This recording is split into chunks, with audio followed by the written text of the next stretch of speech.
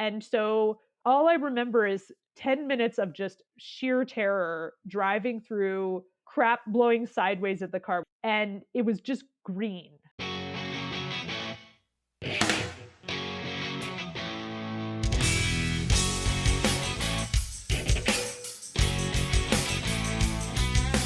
In this episode, I chat with wild woman Jen Walton. She's a Denver-based storm and volcano chaser, photographer, and entrepreneur.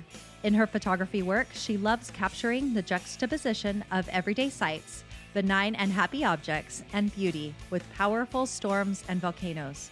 She's the proud founder and leader of the Girls Who Chase initiative, which elevates the content and voices of female and female-identified storm chasers to inspire, empower, and equip girls and women globally to pursue the sciences, the weather, and their passions. Now on to the episode with storm chaser and wild woman, Jen Walton. Let's go.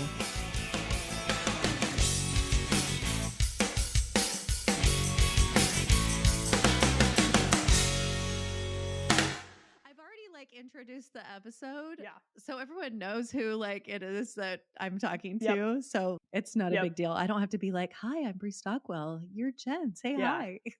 Yeah, that's not necessary. The live ones freak me out a little bit because you have to be totally on it, but most are not. I think I've done one or two that were live. The rest. I mean, I think people are pretty forgiving of live conversations. I think. I don't know. Probably depends on the I'm not forum, even I would imagine, but maybe. Yeah. I'm not even cutting this out. So good for you. Oh my gosh. Okay. So thanks. I mean, these are really just conversations. So okay, but first, I know I've done a blog post with all of this stuff and I've kind of introduced you, but seriously, just tell us a little bit more about you, where you're at right now, what you're doing. Just give us a little quickie overview. I am a storm chaser. I started storm chasing in 2018. So I'm getting into, I guess this will be my 7th season. I'm also now a volcano chaser. I added volcanoes, I added lava to my repertoire with Mauna Loa erupting in 2022. I started storm chasing before I picked up a camera. So my first 3 years storm chasing, I chased with my cell phone and was repeatedly told camera about a mirrorless camera in 2021, and everyone told me to get a wide angle lens so I could get close and shoot wide. I don't tend to get close to storms, so I bought a couple different lenses, which was smart. And I also think it was smart to start with chasing first because both of those things are pretty significant learning curves, and trying to not drive right into a rotating storm and get hailed on at the same time that I'm trying to figure out how to use a complicated piece of technology and not mess everything up is just a lot to think about at once. So I am I think I say I'm a storm chaser, volcano chaser, photographer, and then I call myself an entrepreneur now. I don't really know if there's a good definition for that, but for 20 years, I have been in public relations and communications. That's my career and background. My specialty is environmental and climate change communication. So I've been in some facet of science, engineering, technical fields, communicating on behalf of technical experts for a very long time, which means I have been a woman in the sciences, and that steeped me in what that means culturally to be a woman in the sciences. So when I came into storm chasing, I expected a similar reception, which is a culture that perpetuates this sort of women are in the minority and just not as capable or smart or effective or able to do things. And that was exacerbated by the fact that I wasn't a scientist and didn't have a PhD. And so I dealt with a lot of looking down their noses at me and just general disrespect of the skill set. And it's not that I expected that from storm chasers, but I think I just expected it because it had that same flavor. And I did not get that, which was wonderful. I made some great male chasing friends. I felt very welcomed in the space, which was great. Started learning right away, found great resources to learn from, and self taught more or less how to storm chase. But I was still noticing that women weren't, I wasn't seeing a lot of female storm chasers out. I wasn't seeing them out in the field. I wasn't seeing them in media. I wasn't hearing about them just in the community. And yet I knew they were there. And so I thought that was kind of weird. And then when I would chase with my male chase friends, I would notice that they would get this sort of like round of applause, like at their amazing storm chasing skills, and then, sell content like video, photo content, which is one way that chasers fund this crazy hobby. And Because gas. yeah, well, gas, hotel, And food. Oh my God, you all name the it, right? things. Yeah. Yeah. It's an expensive hobby, like much like photography, right? And when you pair them, oh my God, you got to be independently wealthy, basically. And I would just get crickets when I posted content. And so I started this social experiment with one of my friends, I think like a year or two in, where he would just not post anything and I would post content. And then people would just go kind of nuts over my stuff instead.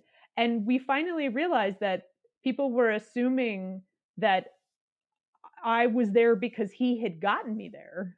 Like, just automatically, right? When you have a mixed gender chase team, dude just gets all the credit automatically, just because of a cultural expectation. It was nothing that he was doing. So my frustration started to build, and I've got a million different anecdotes that lead up to that, to the point where, I kept kind of snapping, and I would vent to friends and they would say, do something about it. Like, if you're so frustrated by this, do something. And I kept saying, well, I know I just got here, and I feel like I'm the new person and I'm probably missing something, and this is much better handled by, a female storm chaser who's been doing this for 20 years. I don't want to just like walk in here and be that person. And one day I just lost it and was like, that's it. I can't deal with this anymore. Like, I'm just over it in every way. And so I launched an Instagram page called Girls Who Chase. And the goal of the Instagram page was to showcase women's fantastic storm chasing content. And because there was really nowhere to go to see that. Like, all you were seeing mostly on air was male storm chasing content. If you were to go look at all those storm aggregators on Instagram, it's all men. In fact, I did a data-driven study of one of them, which got me. I love this so much. Which immediately got me blocked. They did not handle it well at all. I looked at the first 90 photos on the page, and 8 of them were from women. And of those 8, 3 were doubles, like the same woman, basically. And I was seeing, because at that point I was running the Girls Who Chase page, I was seeing all kinds of female photographers tagging them. So it's not that they weren't receiving content from women. They just weren't posting the content from women because I guess they were assuming it wouldn't go viral. And that's, of course, what they're after. Or they're their friends, or, because we do that. Yeah. We do that with people we know. We're like, ooh, we like that. We're seeing it more. I mean, who knows what the algorithm is really showing us, right? Yeah. Ultimately. So social media was kind of contributing. Like, every time, I call it media in general, right? Social media, broadcast media, print media, all of them were contributing to this bias that who a storm chaser is. And this seems kind of trite, like, who cares? But at the same time, if you're in this world and it's something you do care about, or you want to build a career in this, or for example, if you care about things like representation and you want to get more women into the space, if girls are not seeing women doing this type of thing, then there is no representation. And if you were to ask a random person off the street who, like, to think of a female storm chaser, inevitably your answer is going to be the character Joe from the movie Twister. And there's nothing wrong with that, except for the fact that Joe is now 27 years old. That is how old the movie Twister is, and she's not real. So, yeah, it's kind of a problem. And so I think I didn't create something brand spanking new that nobody had ever thought of before. But I think what Girls Who Chase did was harness energy that had been there for a long time. And so shortly after the page went live, it pretty much exploded. Like the storm chasing community embraced it, which was wonderful. And we're promoting it internally and externally. And I started getting submissions from female chasers globally. So we now have, I believe, over 15 countries represented on That's the Instagram amazing. account, which was really cool. And then I started to get messages from people in communities outside of the photography community, outside the storm chasing community, like sixth grade science teacher who said, I just want you to know that I'm showing this page to my students because weather is a great entree into science, and I want them to know that girls can do anything. So every time one of those things would happen, I would think to myself, huh, like this is probably way bigger than me or even the storm chasing community. And I'm being handed a bit of a megaphone here. And of course, I'm coming from this history of women in science and where we've kind of struggled a little bit. And so I thought maybe this is an opportunity to take this a little bit further and have a conversation about women in STEM.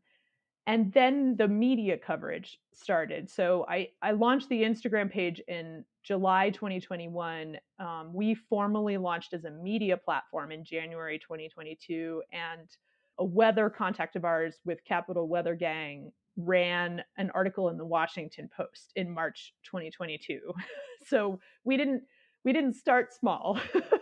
Oh my gosh. And it pretty much was like straight uphill from there.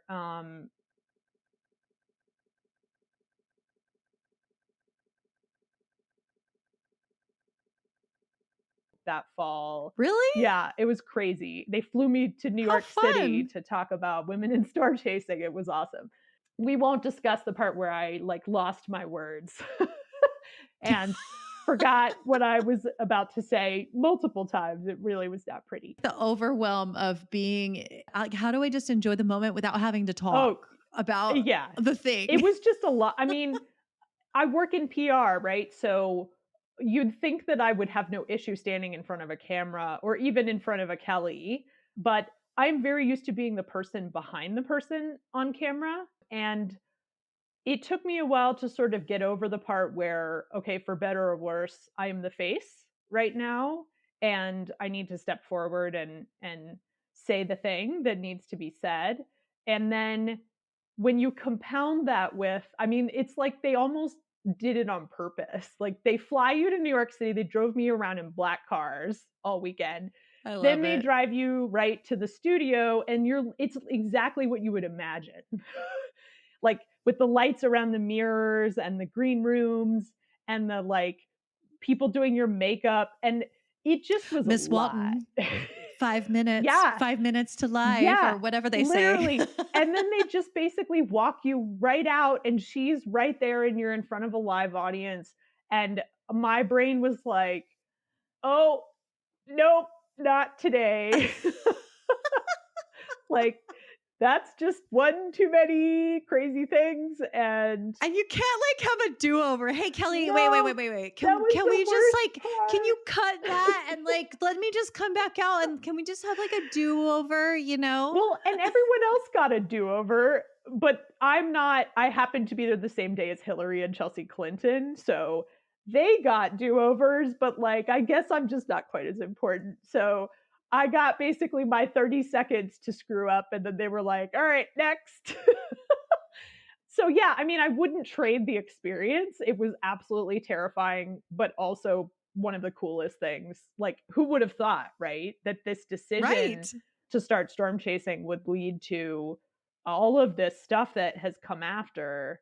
And so it just has sort of continued from there up to and including hearing from multiple production companies who thought they had a show, which they might, not the ones so far, but and like all these other opportunities that have come along that has really shifted my thinking about what's possible for girls who chase.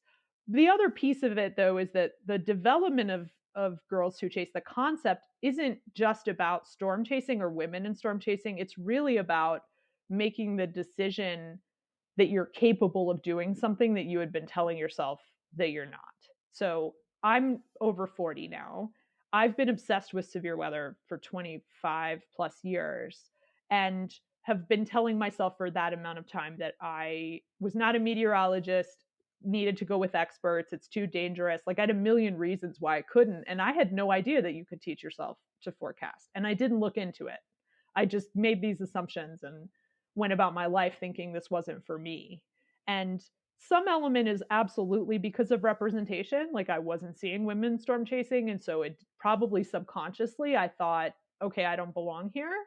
But the rest of it was entirely mine. And so a big pillar that we've got basically two main pillars under Girls Who Chase. The first one is empowerment. And it's like, and it isn't, it's not for everyone, right? And it isn't even really about storm chasing again. It's about, okay, what is that thing that brings you just, you get that grin on your face that you just can't even wipe off, right? That you were just describing your time in White Sands. So what is that thing that makes you grin like that? And then are you telling yourself that you can't? Or are you giving yourself reasons to not go do the thing? Or is it too difficult or whatever it is?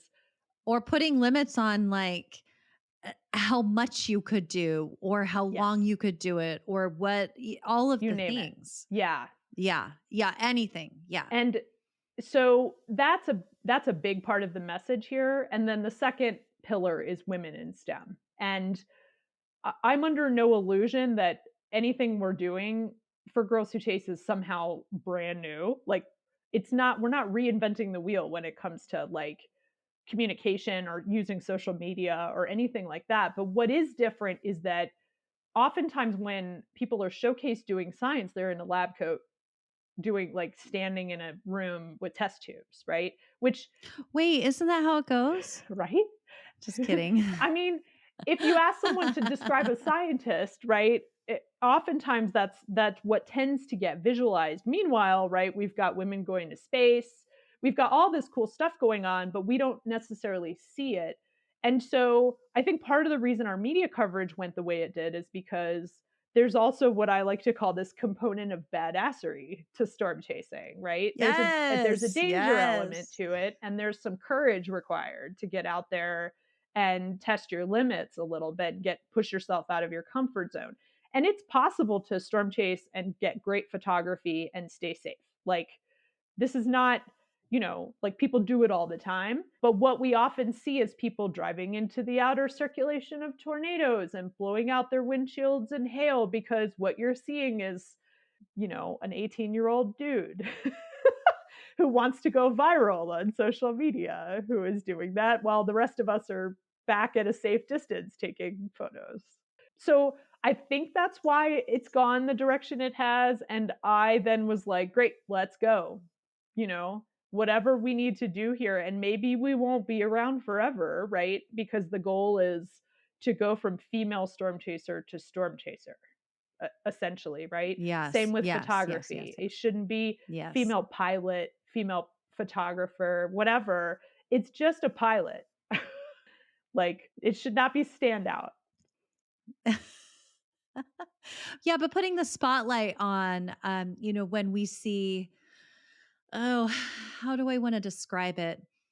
When we see sort of a lack in, like how you described it, like there are these people out there, and how do we see them more? I mean, that's partly, well, not even partly. That's like a huge part of what this podcast is about. Like I told you this earlier, I had someone say, where are you finding these people? I had no idea that all these women existed in photography.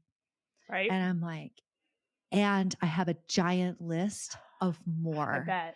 That's And awesome. that to me, I know. So all the people on my list that I've already emailed, just email back and respond and hit like, yes, you'll come on. But like, it's amazing. And you get to see every day new people come into Mhm. the space and you're like, where have they Yeah, been? You know, exactly. you get to discover and then I get to discover. And, I've had people like reach out to me and I'm like, tell me more about what you do because we all have something interesting to offer. And wouldn't it be amazing? I don't actually think that either you or I are looking for like equal representation. I think we're just looking for like, could we just be photographer? But in the nature landscape space that I'm in, I was figuring it's like 15-20% women. Sounds And about I'm right. not saying that totally has to change. I just want to see more women's work because I kind of recognize that it sometimes is just kind of from the nature of it. It can be like a more of a male dominated thing, and not because like some of my best photo friends are guys, and that's amazing. And they always treat me amazing. Like I don't even think that I'm not one of the guys when I'm with them, And so, and that, I mean, you know how Mhm. that feels, Yeah, right? it's the Like same here. that's really amazing. But I don't even think they're like, oh, this is our token girl that we bring along. It's Brie, They're not. And that's the thing. It's not what I've found going through this process and everything that we've learned. And I also have a podcast and then run the Instagram page. And then we have all these other outlets where content is being shared. And so I'm now sitting on like a treasure trove of anecdotal and qualitative data about shared experience. And that's global, right? Because we've got chasers in other countries.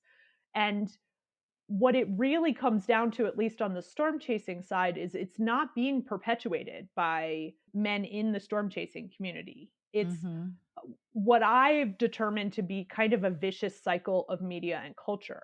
So, culture expects to see A, B, C, and D. And so, media, needing to meet their bottom line, wants to give what they perceive culture to want.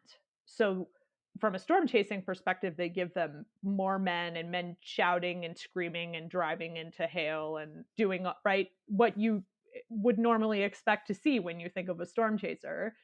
And then that defines what culture thinks a storm chaser is. And so we've entered this cycle that basically never ends. So, and you rightfully, so I ran a poll, a completely informal, moderately data driven poll a few months ago on Twitter, asking people what percent of storm chasers they thought were women. And I think I offered other 30, 20, or 10%. The majority landed on 20. So I think you're close when you say 15. Like I think it's similar in photography. That's going to stay that way as long as that cycle remains in place. And so I think the development of Girls Who Chase almost caused an interruption in the cycle, because one of the things that came out of it is some of the weather networks came to me and said, let's get more women on air. Like we realize that we're Yes. contributing to this unwittingly. And one of the other issues we've run into is there's just less women producing content, Yeah.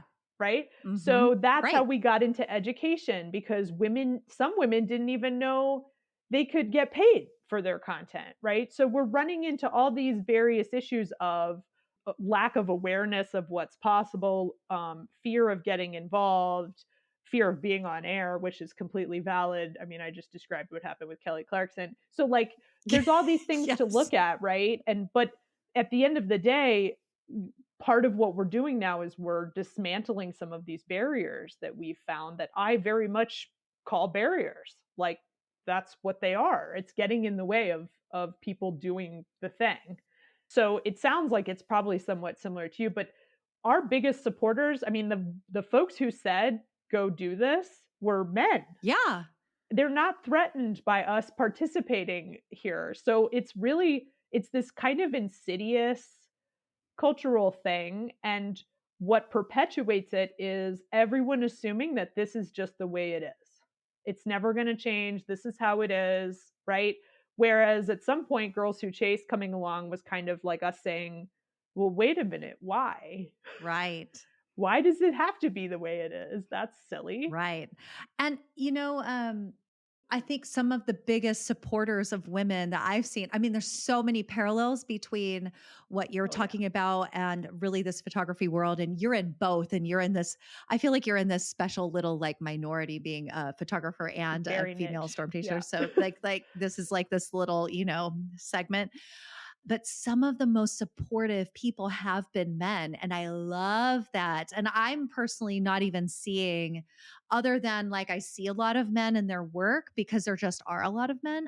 I'm not feeling for me like any non-support. You know what I mean? So I think in my personal opinion, without doing any like special like scientific data Right. polls or anything, because I don't do that, if we can just like bring more women's work to the forefront, I think that will help change a lot of the things, Yep. Yeah, So, absolutely. which is why, right. So that's why this is so fun.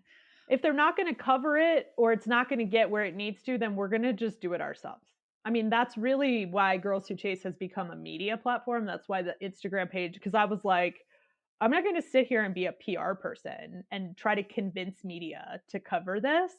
I'm just going to produce my own, and they're either going to come along or they're not. And I think it was going through that process that illustrated to media what they were missing, actually. Like, I don't know that anyone really, like, it was not at the forefront. Yeah. Yeah. And one of the things I hear what you're saying.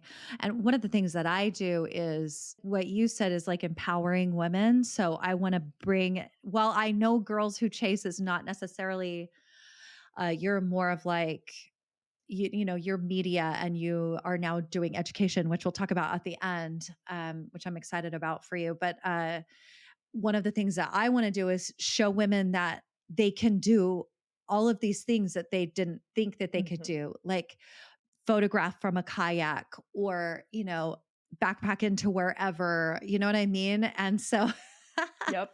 and I just think that's really amazing that you can do this too. And it doesn't have to be with this big group, and you don't have to feel overwhelmed, and it can feel really comfortable and natural.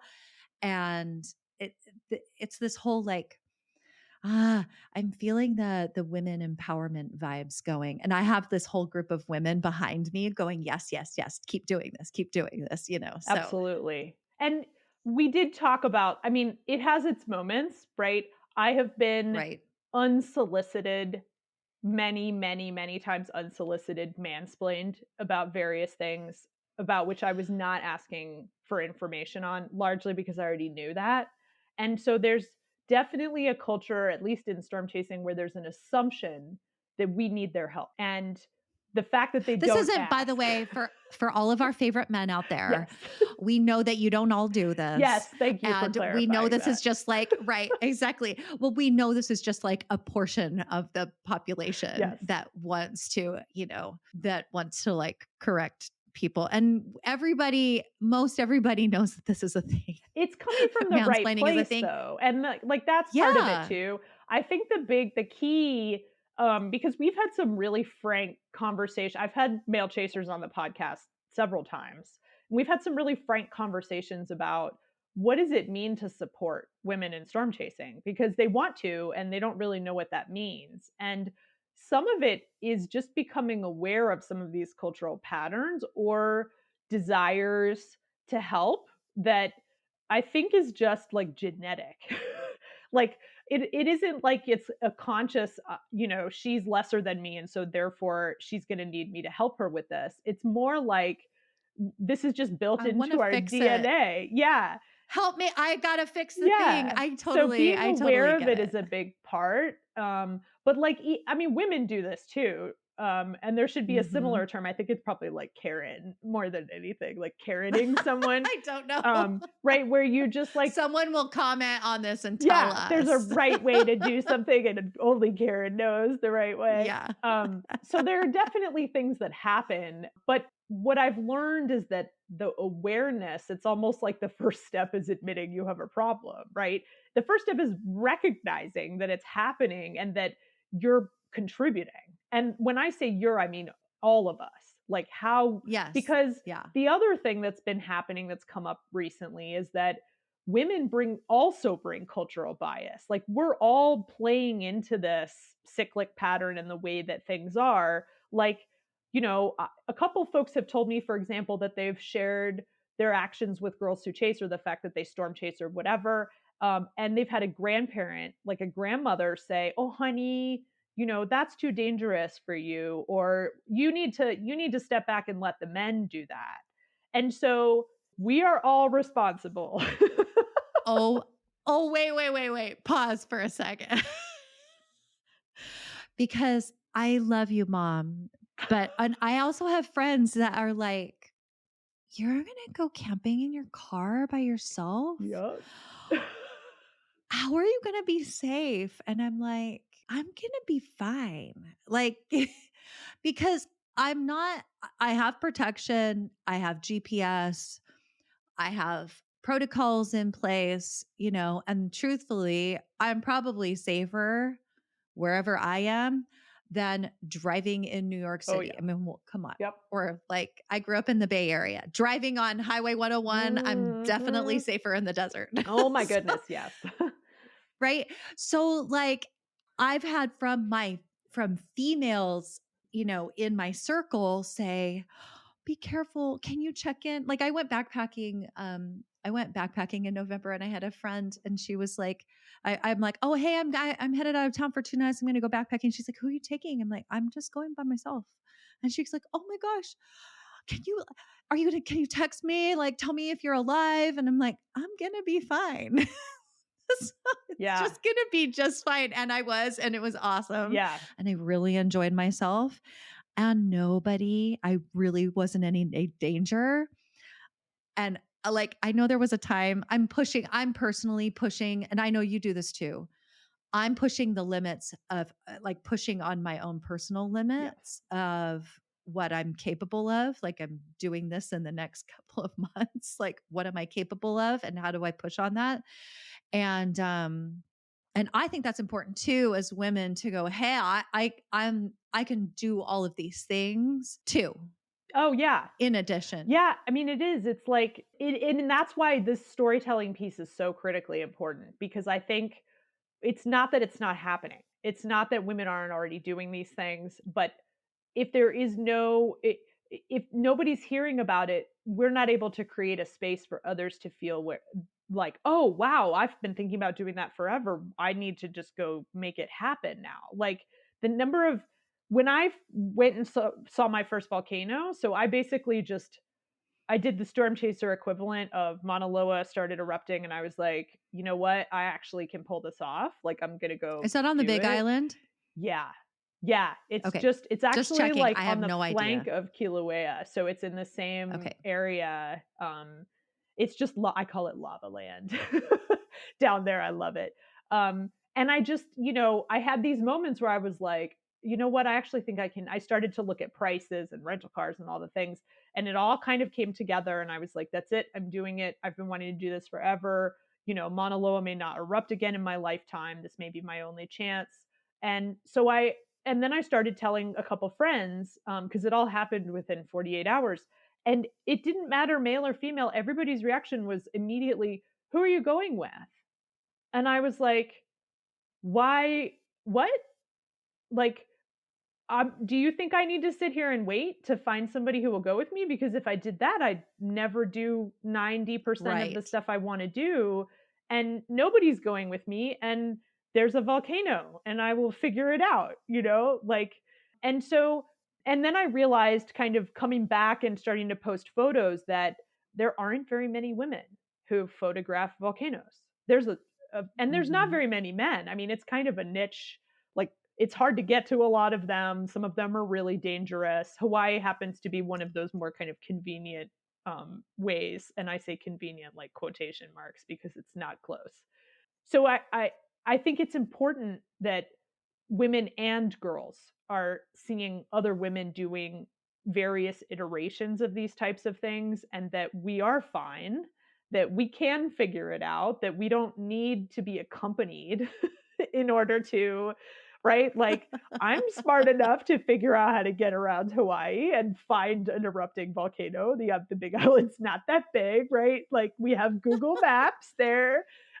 So I mean, it was just really such a strange, and nobody was particularly concerned about me like falling into the volcano. They just were really worried about me being alone in Hawaii.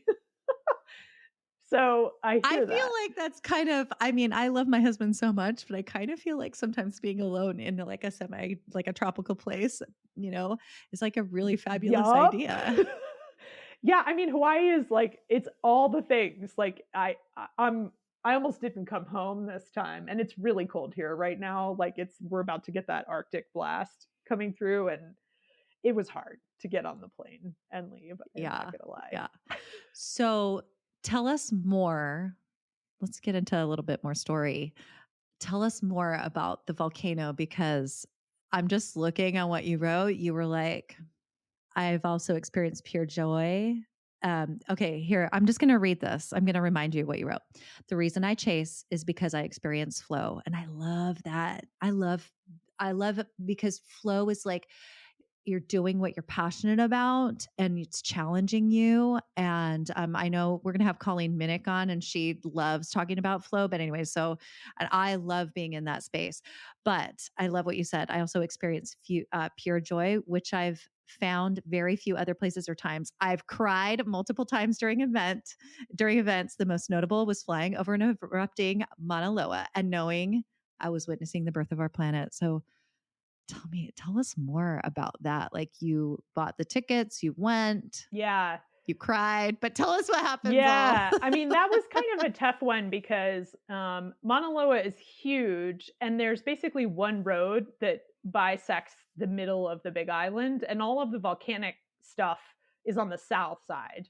And so the only way to see Mauna Loa erupting was off this one road. And then it's called Saddle Road because essentially Mauna Loa and then Mauna Kea, its neighbor, which is an extinct volcano, I guess I should probably say dormant, but it's been extinct for a long time, rises up the other side of this road. So you basically have these two very steep cliffs meeting in the middle.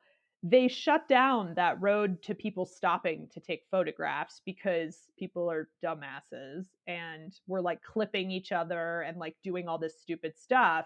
And so the only way to really be able to shoot Mauna Loa from the ground was to drive up Mauna Kea and find an overlook. And when you look at the mileage on a map, it's about 25 miles away. So it's great if you have an 800 millimeter telephoto lens, but you're really not getting those up close shots of lava. It just was really logistically tough.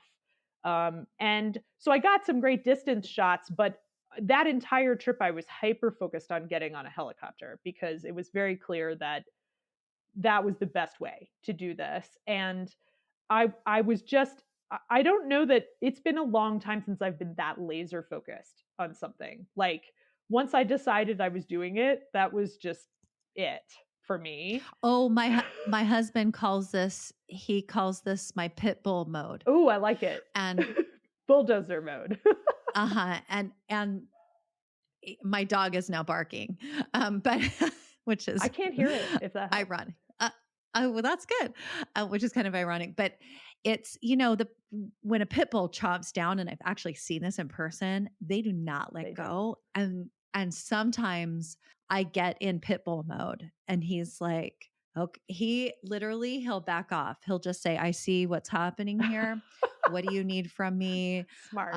If if nothing's dangerous, he's like, okay, you just go for it. Yep.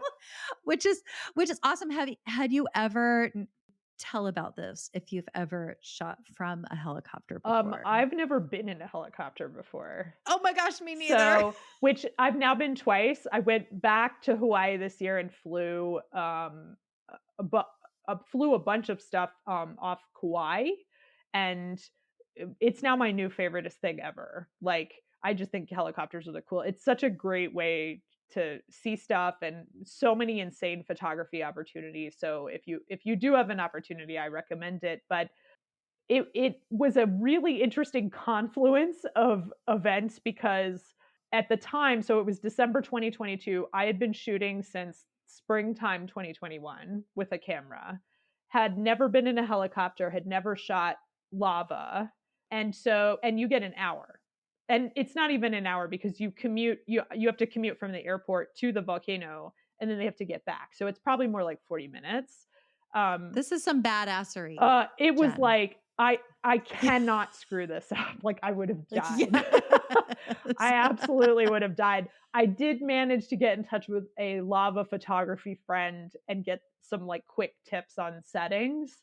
And Wait, who was this? Are you gonna tell him? so I consider him one of my mentors. His name is Bruce Amori. He lives in Hilo on the Big Island. Okay. The way that I know him is he comes in a couple of weeks a year and leads storm chasing workshops.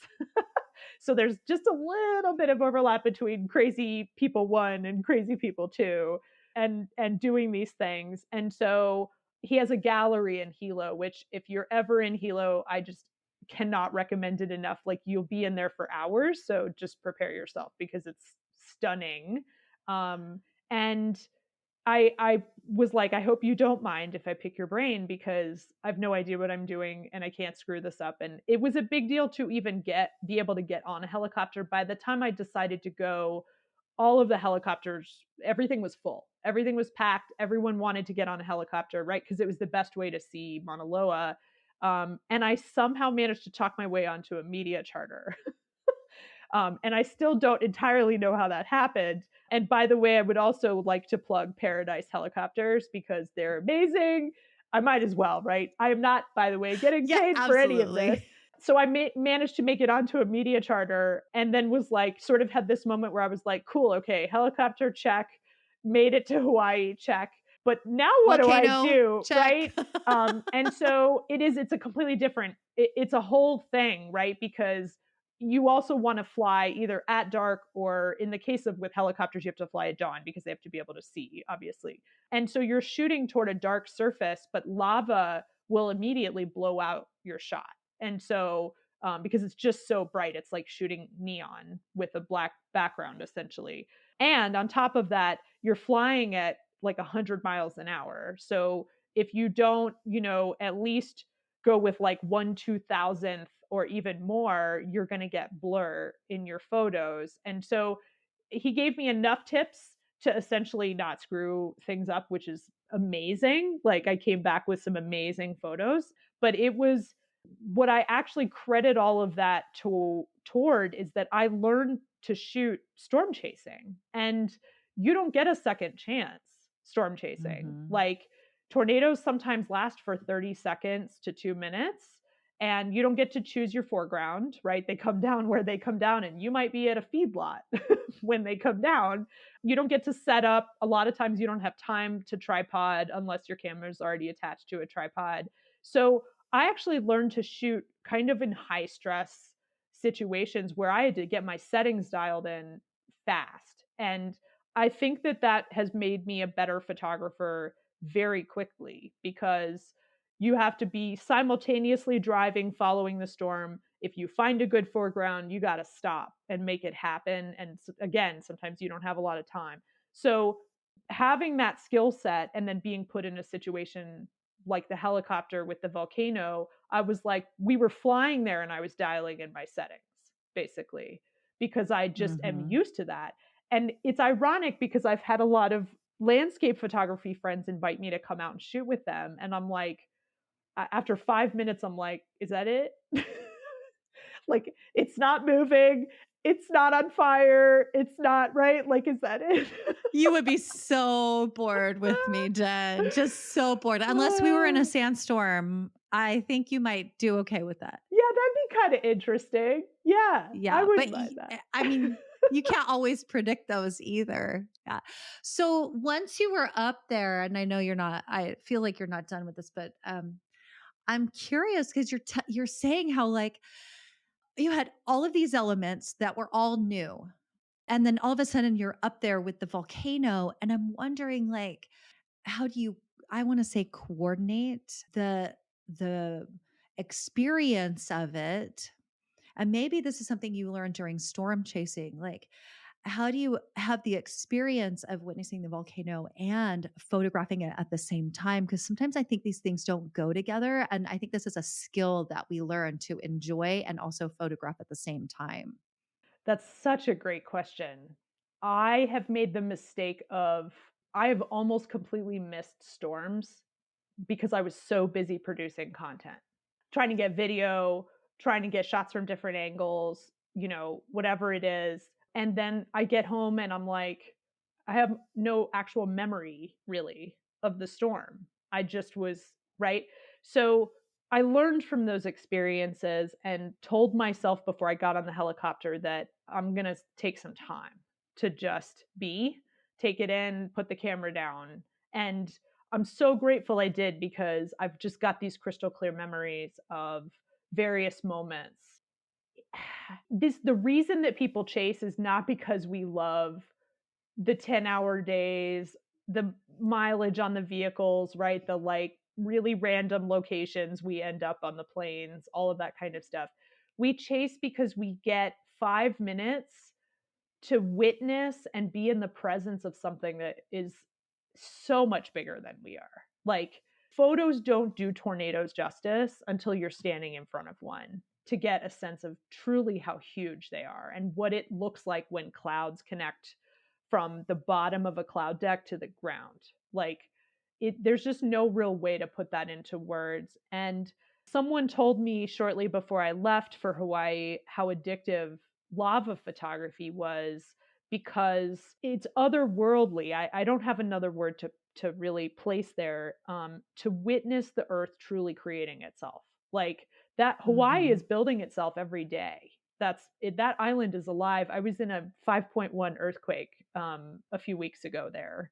I mean, it's constantly changing and moving and evolving. And sitting above something that it looked very small from where we were because there's a height restriction, like you can't fly down next to it, which kind of bummed me You out. think? Well, kind of bummed me out, but like, fair. This is fair. This is why people were concerned about you, Jen. They were Yeah, like, that's please fair. be safe. And you're like, I'm going to be just fine. Only could you go lower? Yeah, totally. Like, we are not close enough. Please help me out here. But like, it changes you. And then you want more, like you want those moments. And of course, some of it is adrenaline and dopamine, and right, there's a whole lot going on there. But the other part of it is just what it leaves you with is like, I got home from that trip and I couldn't even look at my life the same way. Like, how do you go back to your normal life after you've flown over an erupting volcano, right? Like, Right. everything else just seems so silly after that. And I get that storm chasing as well. I don't get it as much as I used to. And I think that I may end up becoming more of a lava photographer than a storm photographer in the long run. It kind of, I mean, I'll never say no to tornadoes, but so it's just something about being in those moments. And I have to describe it as flow because I never feel more aligned than I do when I am standing in front of a storm or doing something like I got to do with Mauna Loa. Like, there's nowhere else I should be in that moment. I am exactly in the right place at the right moment, getting to do that thing. And I've never felt anything like that before. Like, I didn't feel that until I started storm chasing. I have a lot of things in my life that I enjoy. I was a long time equestrian. I love horses, but I don't have that even with horses. I just, I like beaches. I like all the things. So, and it takes a lot to get those moments, right? All the pieces that had to come together for me to be sitting there witnessing that. I also have this memory of it was a 5-seater helicopter, and so the way we were sitting in the back is there were seats facing me, and so I had a filmmaker facing me in the opposite seat, and I was looking out I think I was shooting out the door, and I put the camera down and looked at him, and his head had been turned the other way because we were facing my direction, not his, and he turned his head back toward me and he was like full on crying. And I don't see how you cannot be overwhelmed in or like consumed by emotion witnessing something like that. And I think for the first time, it helped me understand what photographers mean when they say they're trying to capture emotion. And that's Mhm. really what I also try to put in my photos is it's great to take pictures of tornadoes and you see those all the time and they go viral, right? Because people like severe weather. But what I try to capture is how that seeing that stuff makes me feel. And sometimes you can do it through scale or finding the right foreground. But my stuff tends to be a lot more detail oriented. Like you have to kind of slow it down a bit and take a look. One of my tornado photos from 2023 has a foreground of sunflowers. The tornado is about an eighth of the photo, and that was completely intentional because I really love juxtaposing those things that you're getting all the elements like the joy and a little bit of darkness or fear, right? Like this thing's coming right toward you. And that's what I'm after. And again, I haven't been shooting very long and so my learning curve will continue and hopefully the quality of my photos will continue to improve, right? All of that. But if I can capture even to just remind myself how those moments made me feel, then I'm doing it right. I'm actually reading. I don't read in per se, I listen. And it studies, by the way, since you're scientific, studies have shown that this is the same. So I say reading whenever I'm actually like listening to a book on Audible or whatever. But my friend told me about this book. It's just called Awe. And I forget what the rest of it is, but it's by Dacher Keltner. And he talks about these different kinds of awe and the benefits of awe. It's like actually helps our bodies. Hmm. Like we're sick less often. You're right. It's so interesting. I love this book. I'll put a link to it in the notes. But one of the things he talks about with this collective awe, and when you saw the videographer crying, I feel like that's when you have this like shared collective awe, when you're Absolutely. all in one place witnessing the same thing, feeling the same emotion. It's like there's this awe about it because of course you're going to feel that, and it's so interesting that everybody else is too. I can't say enough good things about this book. It's really good. I have friends for life from that helicopter ride, Yeah. and some of them I haven't seen since or spoken to since, but um, yeah, it was a collective for sure. And I certainly had my weepy moments as well. And like, you don't even have to explain that, right? Like, it's obvious why No. you're crying, right? It's like I just can't believe what I'm witnessing. Or maybe it's like, I'm so sad I can't go down and touch the lava. Well, I Just almost cried when they kidding. turned the helicopter around to leave. Oh, That's a different kind of crying. Like, not right, enough time, and it exactly. just went by so quickly, and they're because people are facing different directions and on different sides of the helicopter, he's going in circles and making sure both sides are getting equal access and equal time shooting. And so you're really only getting half of that. The rest of the time you're shooting over people out the other door. Get it, but also enjoy the moment and then have all these emotions. Like it's It's a all lot. like it's like, yes, it's a lot. Like it's like kind of, no, of course you're crying because it's overwhelming, right? Yeah, yeah. Crazy. Um, it's funny. I actually was driving home from a chase last season and actually felt the moment that the adrenaline left my system. Like, because you Oh, sometimes you get filled with adrenaline. It is all the things. That is not why I chase. I mean, I've done some crazy stuff in my life, and I think my family now is just like, yep, she's just nuts, and we're used to it, and this is right. I chase for a combination of things, but like I have the same hormones as everybody else, but I've never actually felt them come or go. And that was wild. Like I went from, replaying the moments in my head to, holy cow, I need a nap. Like right this minute. right. That's So so crazy.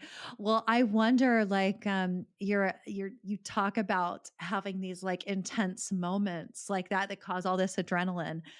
Tell us about a really crazy one. I have a few. I mean, I have a really bad history. Like the last couple of years, I've had several unintended run-ins with big hail where I've just gotten trapped under an overpass or like I had a storm just appear out of blue sky over me last year and then start to spin up. I don't know what my deal is right now if I give off like big hail energy or something, but I've had a lot of learning moments. Wait a minute. By big hail, we're talking like baseball size Yeah. stuff. Yeah. I mean, Yeah. golf Just balls to for the baseballs. audience to Yeah. clarify. Yeah. Yeah. I tend not to chase in the places that produce grapefruits, but I do have friends who go grapefruit hunting. Yeah. Grapefruits. That southern Texas has a tendency to get very large hail. Yeah. Oh, like where I am. Not really. It's not where I am. Where are you? I'm in Austin. I'm in Austin. Oh. Yeah, I mean baseballs is kind of a thing in your Sure. neck of the I woods. mean, I've gotten some hail, not baseball size here. Good. By the way, just so everyone knows, this is the first time Jen and I are like technically meeting each other. So It you know, is. Yeah. it's like a podcast blind I date. love it. I love it. Yeah, it's so good. Okay, yes. So tell us. Okay, sorry, I digress from the hail, the Yeah. attraction of hail. I've made mistakes like everyone else. Like you miscalculate the speed or direction or how a storm is going to behave. And the newer chaser you are, the less you're able to rely on your pattern recognition. I mean, it just is what it is, right?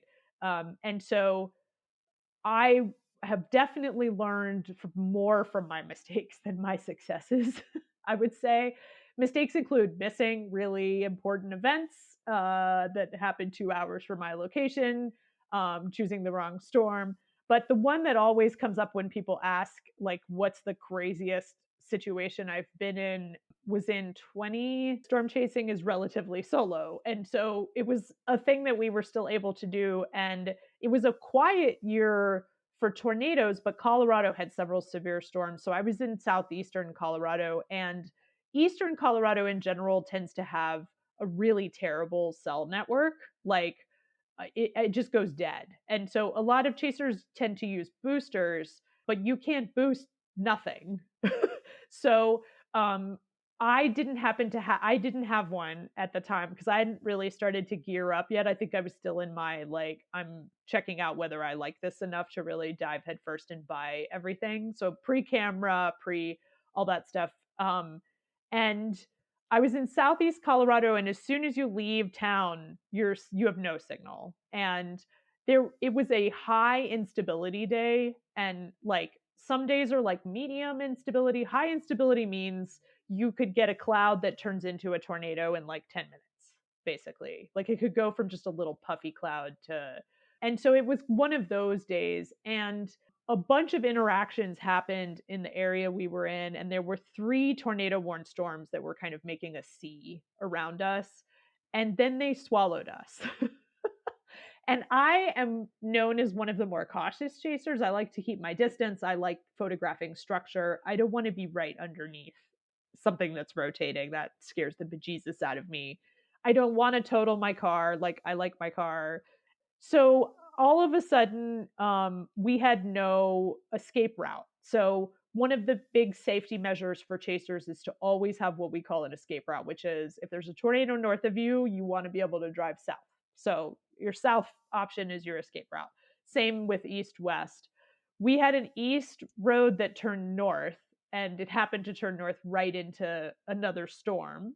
Or we could go south into another storm that was also over the road at the time. So it was kind of it was like the lesser of evils. And on top of it, we didn't have data. So we didn't know where the rotating bits of the storms were because we had no data. And so all I remember is 10 minutes of just sheer terror driving through crap blowing sideways at the car, which I have hail dents all down one side of the car from this day. And it was just green. Everything was green. It was dark. And I was waiting for the wind to change direction so that we could drive into a ditch and like wait, basically. And there's a lot of things that happen in situations like that. And what we call it is a loss of situational awareness. So you lose a sense of where the danger zones are. There's a lot, it's chaotic. There's a lot happening, right? You're trying to focus on keep the car on the road and just get away. And we've had chasers drive into tornadoes doing that because you just you're in such panic mode. It's not that we were panicking. It's just that we weren't expecting to be swallowed. And when storms converge together like that, it creates all kinds of different situations. Like one could cause another to spin up in a different place. One could kill another storm. I mean, there's just a lot of different things that can happen. And not having data, we didn't have a sense of how they were reacting to one another. It turns out that one of them did put down a tornado, but luckily it was well south of us. We were just driving through the like dark, scary, blowy stuff, which frankly, I'll take any day over having something come down on top of us. But what I did essentially shortly after we got home that day was find a rural carrier in eastern Colorado and get a Wi-Fi hotspot so that I always have data no matter what. So it's like you always learn in a way, right? We came out of that in one piece. I was a little shaken up. I had a friend in the car with me and she did great. She spent the whole like 10-minute drive going, we're fine, it's fine. And then we got out and she was like, I actually didn't really know at all if we were fine, but I felt like that's what I should say. If I say it, it will come true. Yeah. It will be fine. Yeah. Living in Texas, like I grew up in California, so we didn't see. Oh yeah. I never saw. I mean, we had flooding, but I never saw storms like this. And when the sky turns green, when things get a weird, not normal color, you're like, yep. All right, what really is happening here? So luckily at my house, oh my gosh, do I need to like knock on wood here? Probably. It's on my shelf behind me. You know, because we have had like microbursts and hail and stuff like that, but nothing like giant. And but when it turns a color, it's like that green weird color. You're like, what is happening? Yeah. Yeah. I've seen some like crazy colors in storms. Green and blue, I think, are the most typical. When they glow like that, you know there's a lot of ice in those clouds. I don't even know.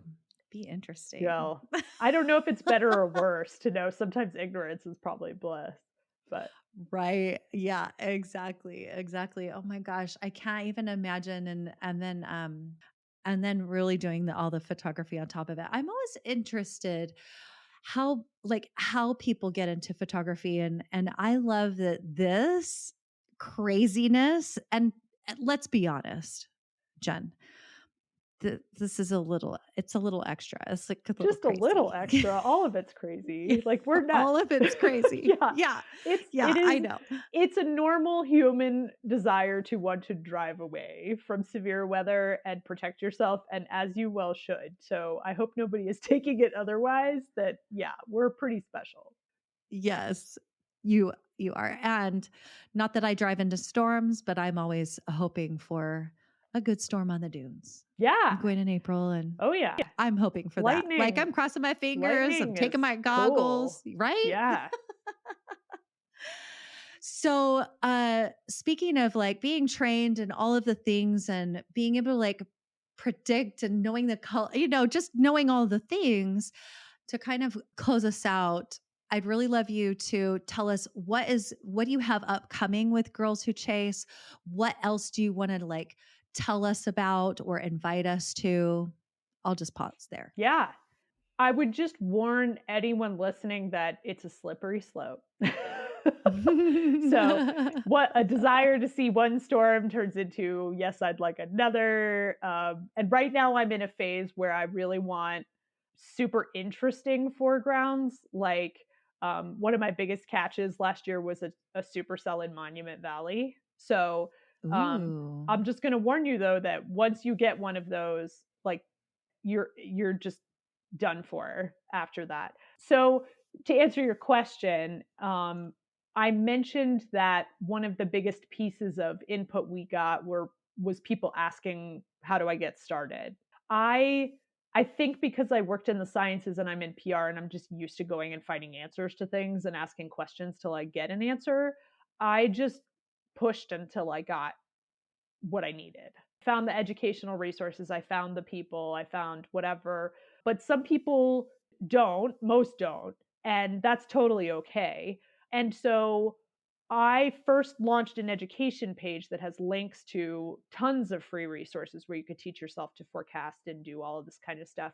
And then I kept thinking, wouldn't it be interesting if we did like a learn to storm chase 101, right? It turns out that's a barrier to entry, and we're here to dismantle barriers. And so I, fully pun intended, created a 1-day virtual storm chasing 101 workshop called Spring Training. And it is timed just in advance of severe season. Last year it was early March. This year it's March 2nd. So we are now, registration is open. And what it essentially is all of it assembles the building blocks for a full education, or at least gives you a foundation. So you understand, okay, these are the things I need to go learn more in depth. And then we create a library that's available for folks anytime they want. I'm a big believer in making science accessible, I think, again, because of my background. So it's always going to be virtual and it's always going to be cheap, because I don't want people to run into other barriers trying to access this kind of stuff. If you aren't in the country, or you've already booked all of your photography travel for the year and it's just not in the budget, that's totally fine. This training is virtual and you can also do it on your own schedule. So we bring in experts in various areas who give presentations, and then we also have 2 all-female panels talking either meteorology, if folks are interested in getting into the mechanics and meeting meteorologists who are in all walks, whether it's working for the National Weather Service or doing broadcast meteorology, like they're on television. We have someone who works in education. And then we have a storm chaser panel. And this year we actually have storm chasers. We have an Australian storm chaser, we have a Canadian storm chaser, and then 2 folks who do different types of storm chasing in the US. And if you are interested in just figuring out what the heck is this storm chasing thing all about, come check us out. The website, Girls Who Chase itself, is girlswhochase.com. Spring training that I was just talking about is girlswhochase.com/spring training.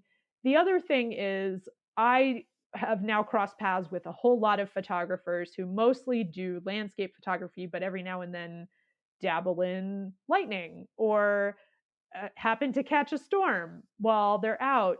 And we would love to help you showcase your work on Instagram. So if you want to come check us out, or at least follow the page and see what we're about, it's under the handle Girls Who Chase, shockingly.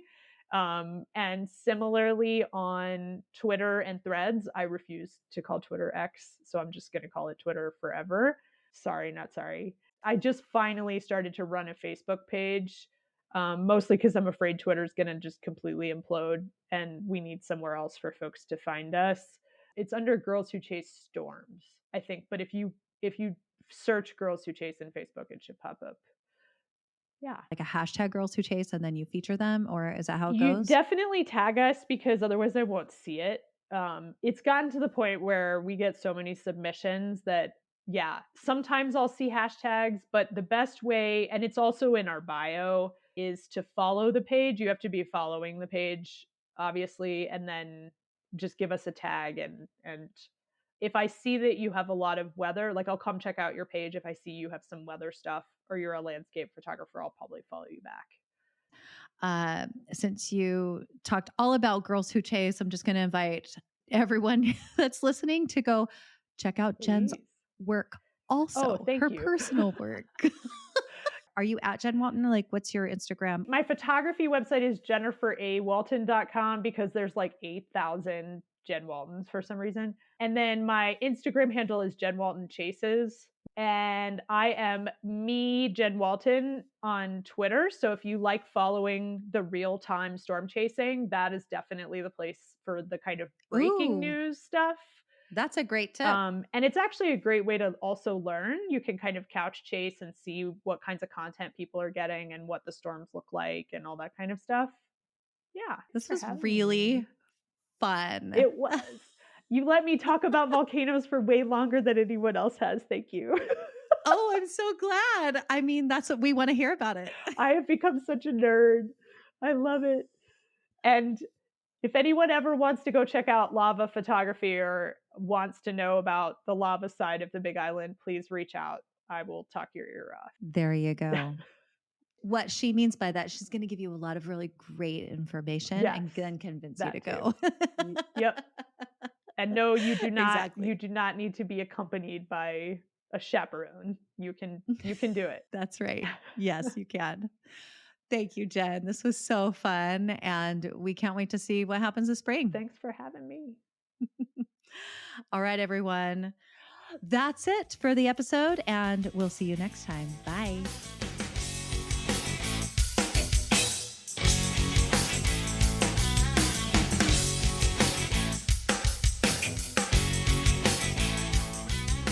Come with me on my next adventure.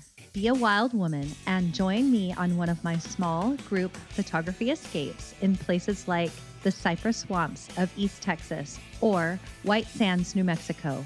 Go to wildwomanphotography.com for all the details. While you're there, you can check out featured wild women, episode transcripts, and more.